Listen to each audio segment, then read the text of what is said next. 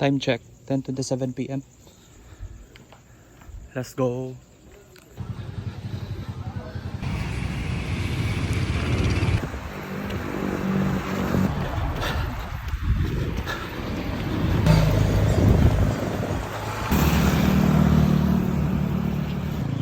Bay, may gabi bay. Niundang kog jog kay gusto ko mag-share. Ako'y gusto i-share sa inyo bay.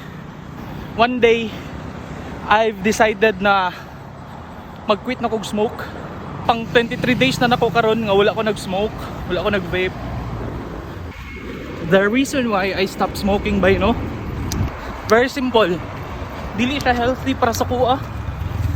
Gastos. And isa pa, maapektuhan ang mga taong nasa palibot nako. So that is why I stopped smoking na.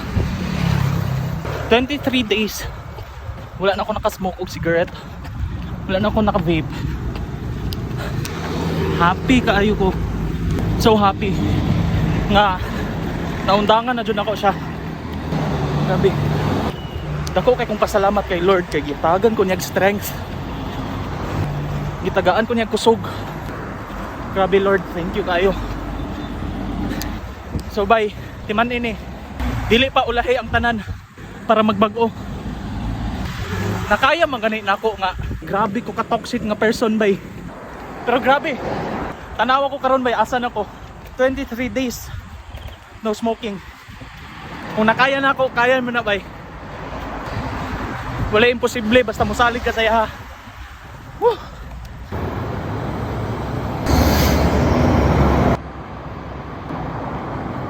Yes sir. Syudad na ta guys. Let's go. Butang tagbalay.